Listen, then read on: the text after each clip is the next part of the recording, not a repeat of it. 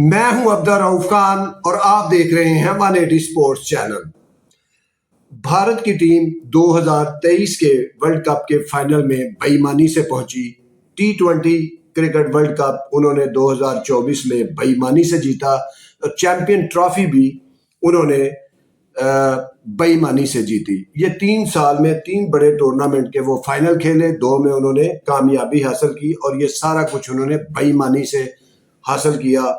ICC की वजह से वो जीते और पाकिस्तान ईमानदारी की वजह से हारा। ये वो परसेप्शन है जो सादा लोगों के दिमाग में डाल दी गई है पाकिस्तान में। हालांकि भारत ने जो बेईमानी की वो क्या है, भारत क्यों जीत रहा है और पिछले 14 आईसीसी के टूर्नामेंट के वो नॉकआउट मरहले में पहुंचा और पाकिस्तान अब नॉकआउट मरहले तक भी नहीं पहुंच पा रहा। उसकी वजह क्या है? भारत में जो वजीर आजम है वो चेयरमैन तैनात नहीं करता। वहाँ अपनी अपनी पार्टी का चेयरमैन बीसीसीआई लगाने का रवाज नहीं।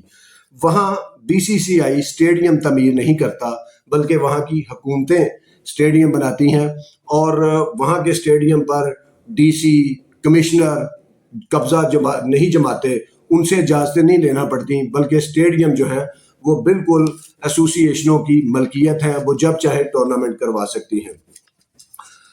और वहाँ बीसीसीआई जो है, भारतीय क्रिकेट बोर्ड में कोई ब्यूरोक्रेट्स नहीं है। वहाँ नवाजा नहीं जाता कि आओ भाई 25 लाख तनख्वाह ले लो, एंजॉय करो, काम कुछ नहीं करना, बस एंजॉय करना है। तो ये भी एक बेईमानी है भारतीय क्रिकेट बोर्ड में। और दूसरा यह है कि वहाँ के बोर्ड पर सचिन तेंदुलकर, सौरव गंगोली, राहुल द्रविड़, वीरेंद्र सहवाग, अनिल कुंबले और युवराज सिंह का कब्जा नहीं है। वो अपना अपना काम कर रहे हैं, वो बोर्ड के ऊपर कब्जा नहीं करते, वो अपनी तनख्वाहों की खातर बोर्ड में घुसते नहीं हैं और ना ही उनके बोर्ड में इतनी लचक है कि कोई वहाँ पे आके चौधरी बन जाए। तो ये भी एक वजह है बेईमानी की। वहाँ पे जो है दिल्ली, मुंबई, कर्नाटका एसोसिएशन की टीमें भारतीय बोर्ड नहीं बनाता रणजी ट्रॉफी की, वो एसोसिएशनें अपनी टीमें खुद बनाती हैं। और वहाँ आईपीएल की कारकर्दगी पर कोई भी भारत की टेस्ट टीम या ओडीआई टीम में नहीं आ सकता। वो अच्छी कारकर्दगी दिखाएगा आईपीएल में तो T20 टीम में खेलेगा, उसके बाद भी 2-4 साल बाद वो देखते हैं कि ये बेहतर है तो फिर इसको वो टेस्ट या वनडे टीम में लेते हैं। वहाँ की एसोसिएशन जो है वो फंड से भूखी नहीं मरती, वहाँ वो अपना फंड्स खुद भी जनरेट करती हैं। भारत की क्रिकेट बोर्ड जो है वो भी उनको सालाना 10 से 20 करोड़ हर एसोसिएशंस को वो सालाना फंड्स देता है उनको खुद मुख्तार बनाने के लिए। और एसोसिएशंस की कारकर्दगी हुजम के अतबार से उनको फंड्स दिया जाता है। तो ये भी एक वजह है भारतीय क्रिकेट बोर्ड की बेईमानी की। और दूसरा, वहाँ स्कूल और क्लब क्रिकेट जो है उसके मामलात भी भारतीय क्रिकेट बोर्ड नहीं देखता, बल्कि मुतलका एसोसिएशंस देखती हैं। ये भी एक बेईमानी है भारतीय क्रिकेट बोर्ड की, जिसकी वजह से वो टूर्नामेंट के हर फाइनल में पहुंच जाता है, टूर्नामेंट जीत रहा है। इसके अलावा वहाँ भारतीय बोर्ड जो है वो कोचिंग कोर्स वो नहीं करवाता, अंपायरिंग के कोर्स भारतीय क्रिकेट बोर्ड नहीं करवाता, वो सिर्फ इंटरनेशनल मामलात को देखता है। ये मुतलका एसोसिएशन ये सारे काम करती हैं। वहाँ क्रिकेट एकेडमी चलाने वाले क्रिकेटर भारतीय क्रिकेट बोर्ड के मुलाजम नहीं है। इवन देन एसोसिएशंस भी उनको अपना मुलाजम नहीं रखती, उनको अपना कोच नहीं बनाती, उनको अपना सिलेक्टर नहीं बनाती, क्योंकि मफादात का टकराव होता है। और जहाँ मफादात का टकराव होगा वहाँ ईमानदारी से पाकिस्तान जिस तरह हार जाता है, इस तरह पाकिस्तान टीमें हार जाती हैं ईमानदारी से। ये भी एक बेईमानी है भारतीय क्रिकेट बोर्ड में। वहाँ सुनील गावस्कर हो चाहे रवि शास्त्री हो, वो ऐसा नहीं कर सकते कि वो तबसरे भी करें, कमेंट्री भी करें और मेंटोर भी बन जाए किसी टीम के, या पाकिस्तान के या भारतीय क्रिकेट टीम के हेड कोच बन जाए। तो ये भी एक भारत में बहुत बड़ी खामी है, जिसकी वजह से उनकी टीम हर टूर्नामेंट के फाइनल में पहुंच जाती है और उनके पास एक से एक बड़ी रिप्लेसमेंट है। और वहाँ जो साबिक क्रिकेटर जो है वहाँ के, वो खिलाड़ी को वो नहीं बनाते, खिलाड़ी बन के आता है एसोसिएशनों से, क्लब क्रिकेट से। और पाकिस्तान इसलिए ईमानदारी से हार जाता है कि यहाँ क्रिकेटर जो है क्रिकेटर बनाना शुरू कर देते हैं, हालांकि वो उन क्रिकेटर को खुद भी एसोसिएशनों ने बनाया होता है, वो खुद नहीं बने होते, लेकिन वो ऊपर जाके भूल जाते हैं पाकिस्तान में। लेकिन भारत में ऐसा नहीं होता। وہاں کا opener, middle order, all rounder, hard hitter بھی ہوتا ہے اور ضرورت پڑنے پر ٹپ ٹپ بھی کر سکتا ہے، جیسا کہ ہم نے کوہلی کی بیٹنگ دیکھی اور کے ایل راہل کی دیکھی، شیریس آئر کی دیکھی، اور دیکھتے چلے آ رہے ہیں پچھلے کئی سالوں سے۔ وہاں راول ڈریوڈ بھی ہے، وہاں وریندر سہواگ بھی ہے، اور سب چھکے لگا سکتے ہیں۔ وہاں پہ کیمپ نہیں لگتے ہارڈ ہٹر کے، وہاں پہ آل راؤنڈر نہیں ڈھونڈے جاتے، سسٹم آل راؤنڈر بناتا ہے۔ اور وہاں سے شبمن گل سے لے کے محمد شامی تک سب چھکے لگا سکتے ہیں۔ اور پاور پلے میں جس طرح بھارت چھکے لگاتا ہے تو وہ یہ ایک سسٹم کی پیداوار کرکٹر ہے۔